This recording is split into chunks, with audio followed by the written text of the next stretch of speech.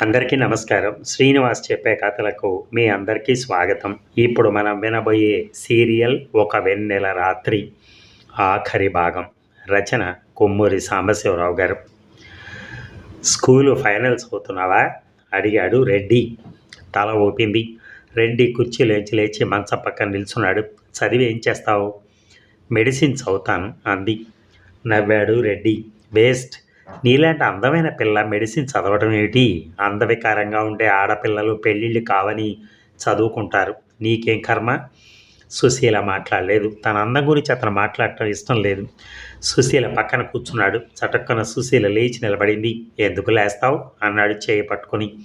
Please చేయొదలండి, నాకు ఇలాంటివి నచ్చవు. ఏమిటి నచ్చవు? నీకు మగాళ్ళంటే ఇష్టం లేదా?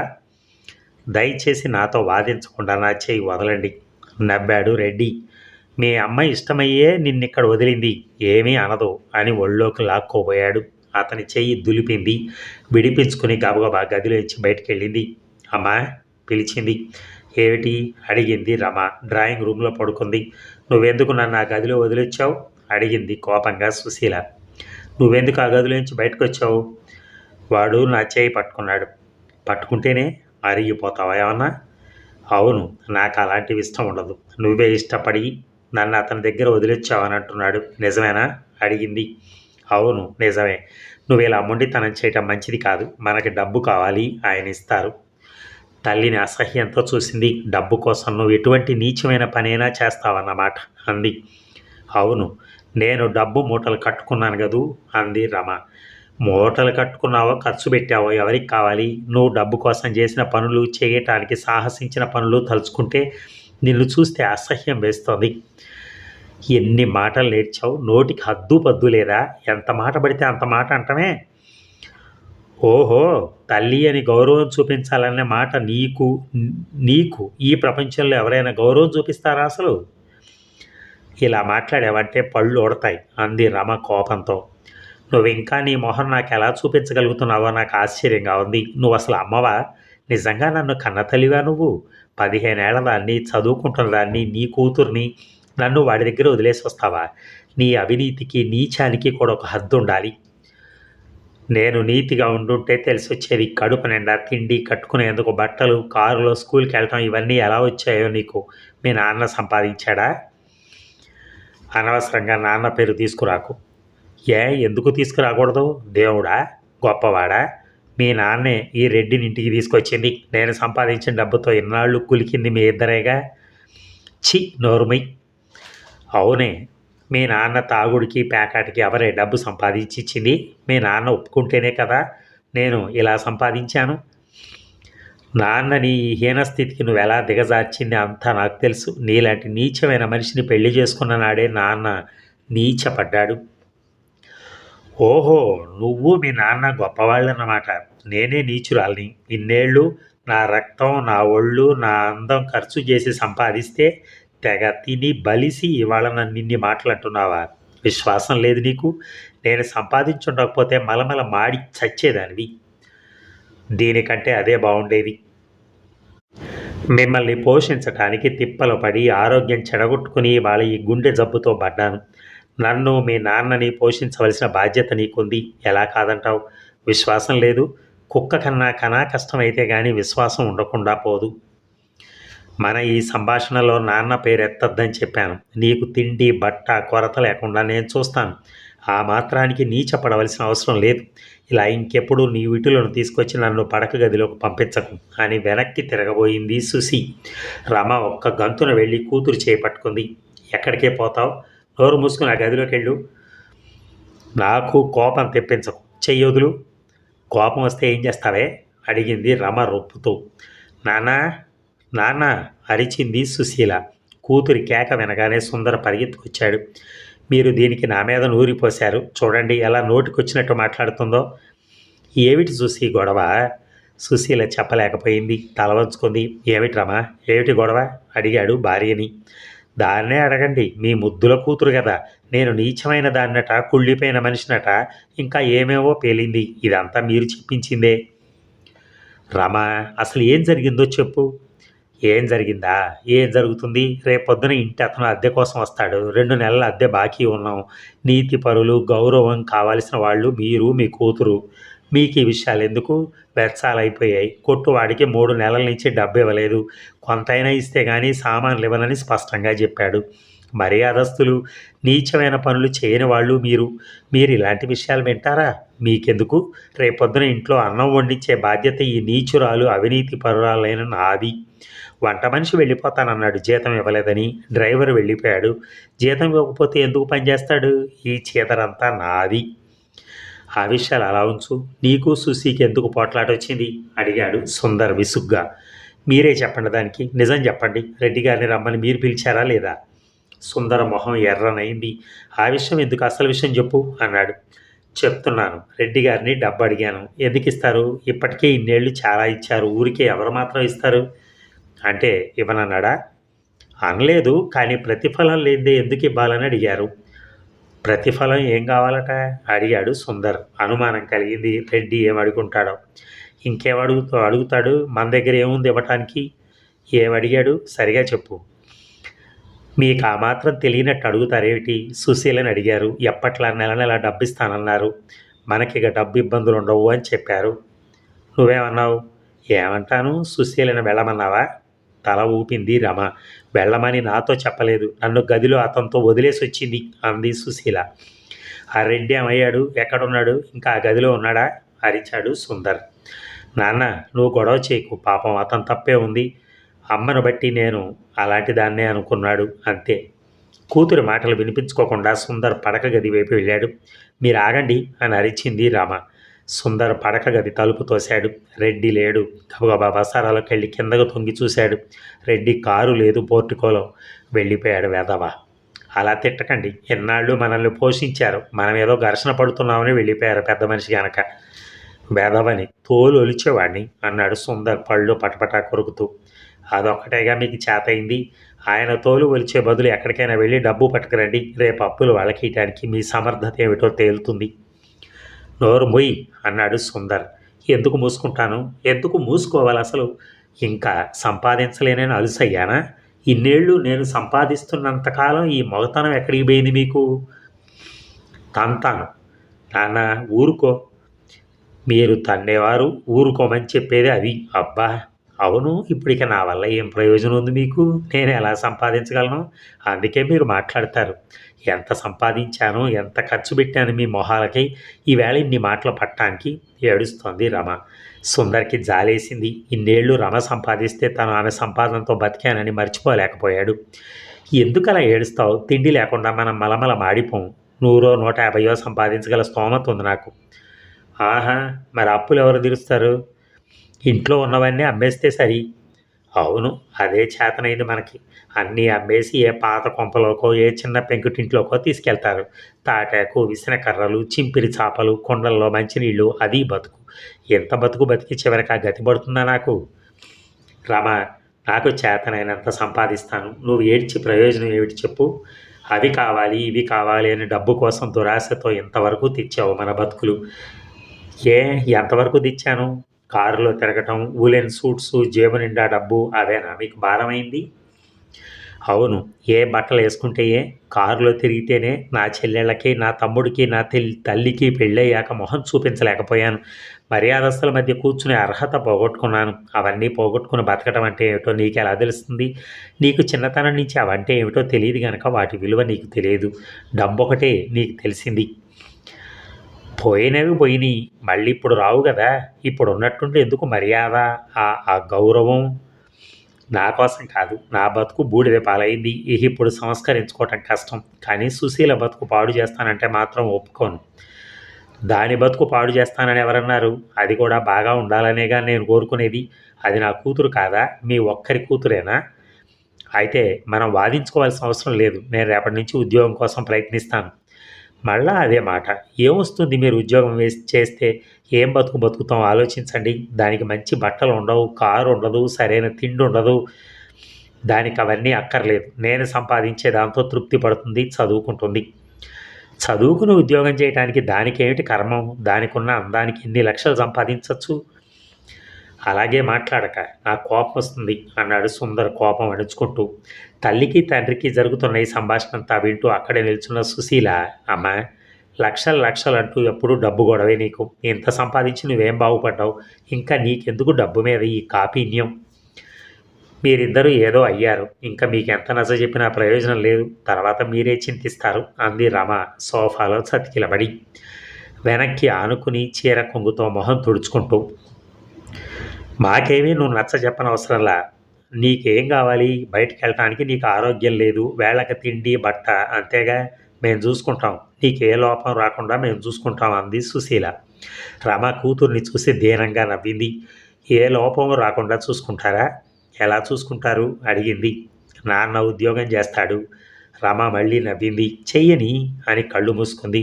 ఏమిటి రమ, ఏమిటైంది? అమ్మా, ఏమిటి? రమ పళ్ళతో పెదిమలు బిగించి పెట్టింది. కనుబొమ్మలు చిట్లించింది. ఏదో బాధపడుతోంది. అమ్మా, అమ్మా, నొప్పా? ఎక్కడ? ఎక్కడ రమా, ఎక్కడ చెప్పు ఆదుర్దాగా అడిగాడు సుందర్. రమా చేయి తీసి గుండెల మీద పెట్టుకుంది. ఆయాసపడుతోంది. ఒళ్ళంతా చెమటలు గారుతున్నాయి. సుశీ, త్వరగా వెళ్ళి డాక్టర్ని పిలుచుకురా అన్నాడు సుందర్. సుశీల పరిగెత్తింది. మంచినీళ్ళు కావాలా అడిగాడు. తల ఊపింది రమ. సుందర్ మంచినీళ్ళు పట్టాడు. తగ్గిందా అడిగాడు. లేదన్నట్టుగా తల ఊపింది. సుశీ డాక్టర్ని పిలుచుకురావడానికి వెళ్ళింది. రమ కళ్ళు మూసుకునే ఉంది. 10 నిమిషాల తర్వాత డాక్టర్తో సుశీల గదిలోకి వచ్చింది. నొప్పా? ఎక్కడమ్మా అని అడుగుతూ డాక్టర్ పరీక్ష చేయడం ప్రారంభించాడు. సుందర్, సుశీల ఆదుర్దాగా డాక్టర్ని చూస్తున్నారు. జనరల్ ఆసుపత్రికి తీసుకెళ్ళండి వెంటనే అన్నాడు డాక్టర్. ఎందుకు డాక్టర్, ఏమైంది అడిగాడు సుందర్. గుండెకి సంబంధించిన విషయం. జనరల్ ఆసుపత్రిలో ఎక్స్పర్ట్స్ ఉన్నారు, అక్కడికే తీసుకెళ్ళాలి. అంబులెన్స్ తెప్పించండి. ప్లీజ్ డాక్టర్, మీరు ఇక్కడే ఉండండి అడిగింది సుశీల. ఉంటాను, హాస్పిటల్కి వస్తాను అన్నాడు డాక్టర్ రమకి ఇంజెక్షన్ ఇస్తూ. రమకి ఈ మాటలన్నీ వినిపించాయో లేదో వాళ్లకు తెలియలేదు. కళ్ళు తెరవలేదు, ఒక్క మాట మాట్లాడలేదు. సుందర్ అంబులెన్స్ పిలిపించడానికి వెళ్ళాడు. ఏమైంది? మీ అమ్మ ఎక్సైట్ అయిపోయిందా? పోట్లాట ఏమైనా జరిగిందా అడిగాడు డాక్టర్. ఎందుకు అలా అడుగుతున్నారు? పోట్లాడితే ఈ నొప్పి వస్తుందా అడిగింది సుశీల. ఎక్కువ ఎక్సైట్ అయితే వస్తుంది అన్నాడు డాక్టర్. డాక్టర్, సీరియసా అడిగింది సుశీల. తల ఊపాడు డాక్టర్. సుశీల ఏడుస్తోంది. డాక్టర్ సుశీని జారిపడి ఏడవకమ్మా, ఇలాంటిది ఎప్పుడో జరిగి తీరుతుంది. గుండె జబ్బున్న వాళ్ళకి ఎప్పుడు స్ట్రోక్ వస్తుందో చెప్పటం కష్టం అన్నాడు. అంతలో సుందర్ వచ్చాడు. అంబులెన్స్ వస్తోంది అన్నాడు డాక్టర్తో. గుడ్ అని చేతి గడియారం చూసుకున్నాడు డాక్టర్. ఇక అంబులెన్స్లోనే సుందర్, సుశీల రమతో పాటు ఆసుపత్రికి వెళ్ళారు. డాక్టర్ తన కారులో బయలుదేరాడు. డాక్టర్, మీరు అంబులెన్స్లోనే రండి అంది సుశీల. అవసరం లేదమ్మా, భయమేం లేదు అని చెప్పాడు డాక్టర్. ఆసుపత్రి చేరుకోగానే రమను అడ్మిట్ చేసి డ్యూటీలో ఉన్న డాక్టర్తో మాట్లాడి, ఇక వీళ్ళు చూసుకుంటారు, పొద్దున నాకు టెలిఫోన్ చేసి చెప్పండి అన్నాడు డాక్టర్ సుందర్తో. రమను ఎమర్జెన్సీ వార్డులోకి తీసుకెళ్లారు. 2 డాక్టర్లు, 2 నర్సులు ఆమె పక్కన నిల్చున్నారు. సుందర్, సుశీల వార్డు బయట వసారాలో నిల్చున్నారు. నాన్న, గుండె జబ్బు మనిషి అని తెలిసి మనం అమ్మతో అలా పోట్లాడి ఉండకూడదు అంది సుశీల. తల ఊపాడు సుందర్. అనవసరంగా నువ్వు నేను అమ్మని నానా మాటలన్నాం ఏడుస్తుంది సుశీల. కూతురి తల నిమిరాడు సుందర్. మరిచిపోయాం, ఇప్పుడు ఇక ఏడ్చి లాభమేమిటి? ఇంకెప్పుడు అలా మనం పోట్లాడకూడదని జ్ఞాపకం పెట్టుకోవాలి అన్నాడు. నాకేదో భయంగా ఉంది నాన్న. చచ్చా, సామాన్యంగా ఇలా హార్ట్ స్ట్రోక్ వస్తే బతకరు అంటారు నాన్న. ఊరికి అలా దిగులు పడకు, ఆసుపత్రికి తీసుకొచ్చాంగా. 2 డాక్టర్లు. రమ పక్క నుంచి కదలలేదు. అరగంట తర్వాత పెద్ద డాక్టర్ వచ్చాడు. 10 నిమిషాలకు ఒకసారి ఇంజెక్షన్ ఇస్తున్నారు. నర్సు ఎందుకో బయటకు వస్తే సుందర్ అడిగాడు ఎలా ఉంది అని. సీరియస్గా ఉంది అంది నర్సు. తండ్రి, కూతురు ఇద్దరు ఒకరి మొహం ఒకరు చూసుకున్నారు. రమ ఇక బతకదని ఇద్దరికీ తెలుసు. ఇద్దరికీ ఏడుపు వస్తుంది. తను ఏడిస్తే కూతురు ఏడుస్తుందని సుందర్ దుఃఖం అణుచుకుంటున్నాడు. తను ఏడిస్తే తండ్రి దుఃఖం ఆపుకోలేడని సుశీల కళ్ళల్లో నీళ్లు దాచుకుంటోంది. తెల్లవారుతోంది. డాక్టర్, ఎలా ఉంది అడిగాడు సుందర్. కండిషన్ ఇంకా సీరియస్గానే ఉంది, మీరు వెళ్ళి కాఫీ తాగిరండి అని చెప్పాడు డాక్టర్. కాఫీ తాగాలనిపించలేదు. అక్కడ అలా నిలబడలేక తండ్రి, కూతురు అక్కడి నుంచి బయలుదేరారు. హోటల్లోకి వెళ్ళి కూర్చున్నారు. ఏమైనా తింటావా అడిగాడు సుందర్ కూతుర్ని. నాకేమొద్దు. తినకపోతే అలా హాస్పిటల్ వార్డులో నిలబడటం కష్టం అని ఇడ్డెన్లు తెమ్మని చెప్పాడు. పళ్ళాలలో ఉన్న ఇడ్డెన్లు చూస్తూ కూర్చున్నారు. మనిషి చాలా మంచిది కదూ నాన్న. అమ్మేనా? అవును, జాలిగుండె, ఎక్కడ స్వార్థం అనేది లేదు. డబ్బు కోసం కాపీన్యం అదొక్కటి తప్ప అమ్మ చాలా మంచిది పాపం. ఆ ఒక్క దుర్గుణము లేకపోతే. దానికి మీ అమ్మ బాధ్యురాలు కాదు అనుకుంటాను. తను పెరిగిన వాతావరణం, పేదరికం. అలా సంపాదించడం తప్పు అని అన్నడూ అనుకోలేదు. వయసు వచ్చినప్పటి నుంచి అలా సంపాదించి తన పొట్ట తను పోషించుకుంది. పాపం అంది సుశీల. అటువంటి మనిషి పట్టణానికి వచ్చాక ఆ విధంగా ఎక్కువ డబ్బు సంపాదించడానికి ఎక్కువ అవకాశాలు కనిపించేసరికి ఊరుకోలేకపోయింది. నిజంగా అది తప్పని తనకు అనిపిస్తే చేసేదే కాదు. కానీ అది తప్పు కాదని, అలా సంపాదించకపోవటం బుద్ధి లేకపోవటం అని అనుకుంది. మరి నువ్వు చెప్తే ఎందుకనలేదు?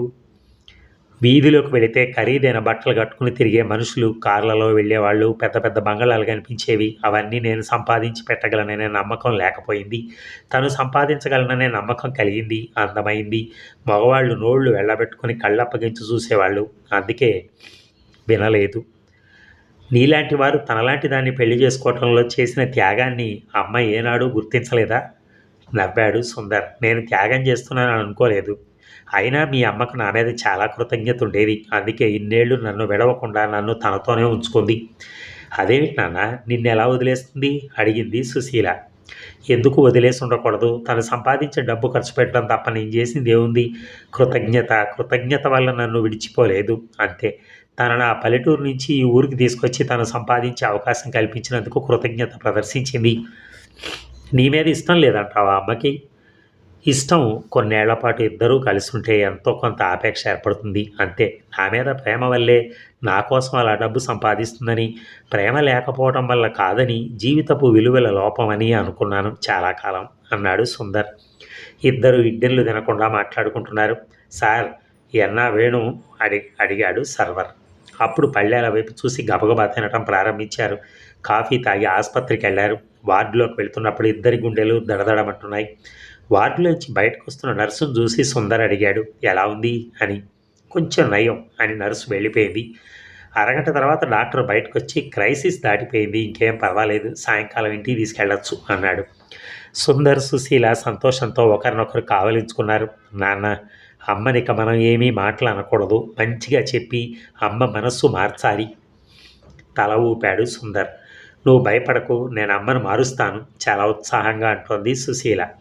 నర్సు వచ్చి ఇద్దరినీ లోపలికి రమ్మంది. మాట్లాడకండి అని హెచ్చరించింది నర్సు. తలలు ఊపారు. వాళ్ళిద్దరూ మంచం దగ్గరికి వెళ్ళేటప్పటికి రమ కళ్ళు తెరిచి బలహీనంగా నవ్వింది. తగ్గిపోయింది, సాయంకాలం ఇంటికి వచ్చేస్తావు అన్నాడు సుందర్. రమ మళ్ళా చిన్నగా నవ్వింది. నువ్వేమీ కంగారు పడకు, తగ్గిపోయిందమ్మా. రమ అలా వాళ్ళిద్దరినీ కాసేపు చూసి నీరసంతో కళ్ళు మూసుకుంది. సాయంకాలం 5 గంటలకి ట్యాక్సీలో రమని ఇంటికి తీసుకెళ్లారు. నువ్వు మెట్లెక్కలేవు, కింద గదిలో వేయిస్తాను పక్క అన్నాడు సుందర్. తల ఊపింది రమ. వాళ్ళ డాక్టర్ వచ్చి చూసి, గుడ్, ఇప్పటికి ఏ ఆదుర్దా ఏమీ లేదు అని ధైర్యం చెప్పి వెళ్ళిపోయాడు. టేబుల్ ఫ్యాన్ తెచ్చిపెట్టాడు సుందర్. సుశీల తల్లి పక్కన కుర్చీ వేసుకుని కూర్చుంది. సుందర్ ఆ గదిలోంచి ఈ గదిలోకి, ఈ గదిలోంచి ఆ గదిలోకి హడావిడిగా తిరుగుతున్నాడు. సుశీ అంది రమ. ఏమిటమ్మా, ఏం కావాలి అడిగింది సుశీల ఆప్యాయంగా. నాకేమొద్దు. నా మీద నీకు కోపం పోయిందా? కోపం లేదమ్మా, ఒళ్ళు తెలియక అలా మాట్లాడాను, మర్చిపో, ఇంకెప్పుడు అలా అన్ను. కూతుర్ని తన పక్కన కూర్చోమని సంజయ్ చేసింది. అవును తల్లి, తప్పు నాదే. నేను అలా అడిగి ఉండకూడదు. నేను చెడిన దాన్ని. చెడుకి మంచికి తేడా తెలియదు నాకు. ఊరుకో అమ్మా, ఇప్పుడు ఎందుకు ఆ విషయాలు? ఇప్పుడే చెప్పాలి, మీ నాన్నను పిలువు. సుందర్ గదిలోకి వచ్చి, రమ, నువ్వు మాట్లాడకు, నీకు విశ్రాంతి కావాలి, ఎక్సైట్ అవ్వకూడదు అన్నాడు. ఇలా రండి, కూర్చోండి అంది రమ. ఆమె పక్కన కూర్చున్నాడు. మీరంటే నాకు ప్రాణంతో సమానం అంది. నాకు తెలుసు రమ, నువ్వు నిద్రపో అన్నాడు బుజ్జగిస్తూ. మీకు తెలియదు, వినండి, నిజంగానే ఇష్టం. మీరు, సుశీ తప్ప నాకు నా అనేవాళ్ళు ఎవరున్నారు? నాకు తెలుసు రమ, మీ ఇద్దరినీ బాధ పెట్టాలని అలా చేయలేదు.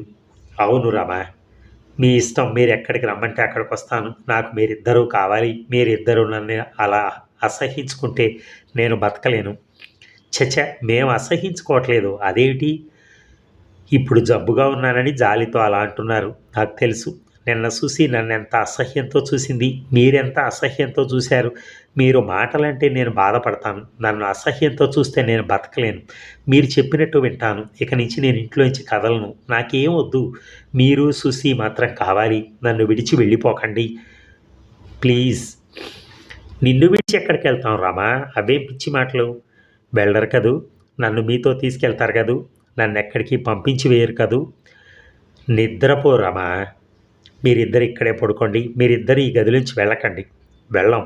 రమ కళ్ళు మూసుకుంది. ఒక రాత్రి వేళ రమ పెద్దగా గురకబెట్టడం ప్రారంభించేసరికి సుశీల నిద్ర లేచి తల్లిని చూసి గాబరాగా తండ్రిని లేపి, నాన్న, అమ్మని చూడు అంది. సుందర్ ఒక్క గంతులు లేచాడు. రమ గురక పెడుతోంది. అది నిద్రలో పెట్టే గురక కాదు, ఊపిరి ఆడక వచ్చే గురక. ఆమె మొహం అంతా చెమటతో నీరు గారుతోంది. డాక్టర్ని పిలుచుకొస్తానన్నాడు సుందర్. త్వరగా రా, నాకు భయంగా ఉంది. సుశీల ఏడుస్తోంది.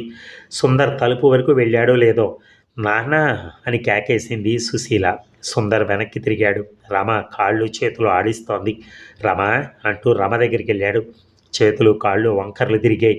ఒకసారి లేచి వెనక్కి దిండు మీదకి పడిపోయింది రమ. ఏమిటి నాన్న? అమ్మ ఏమో అయిపోతోంది. సుందర్ ఏమీ మాట్లాడలేకపోయాడు. ఏడవటం ప్రారంభించాడు మంచం పక్కన కూర్చుని. సుశీలకు అర్థమైపోయింది. ఇక రమ చనిపోయి వారం రోజులైంది. 2 చిన్న తోలు పెట్టెల్లో సామాన్లు సర్దాడు సుందర్. ఇంట్లో సామాన్లన్నీ అమ్మేసి అప్పులు తీర్చేశాడు. రమ సంపాదించి సేకరించిన వస్తువుల్లో మిగిలింది ఆ 2 పెట్టెలు. సుందర్ సుశీలల బట్టలు మాత్రమే. పద సుశీ, వెళ్దాం అన్నాడు కూతురుతో. సుశీల ఇల్లంతా కలిగి చూసింది. నాన్న, దిగులుగా ఉంది నాన్న. ఎందుకు? అమ్మని ఇక్కడ వదిలేసి మనం వెళ్ళిపోతున్నట్టుంది నాకు. అమ్మను వదిలి వెళ్ళటం లేదు, అమ్మ మనస్సు కూడా వస్తూ ఉంటుంది. ఆ పాత అమ్మను ఇక్కడ వదిలేసి వెళ్ళిపోతున్నాం. చెప్పిందిగా ఎక్కడికైనా సరే వస్తానని అని కూతుర్ని చేయి పట్టుకుని బయటికి తీసుకెళ్ళాడు. మళ్ళీ తన ధర్మం తను నిర్వర్తించి తన బాధ్యతలు తాను పుచ్చుకుని నీతిగా పరువుగా బతకటానికి సుందర్ మరొకసారి ప్రయత్నం ప్రారంభించాడు. అతని పట్టుదలను సడలించేందుకు, అతన్ని లొంగదీసేందుకు రమ లేదు. అతనికి ఆత్మబలం, దీక్ష, ఉత్సాహం ఇచ్చేందుకు సుశీల అతని పక్కనుంది. అదండి సీరియల్. మరి ఈ సీరియల్ ఈ రోజుతో సమాప్తం. Thank you very much.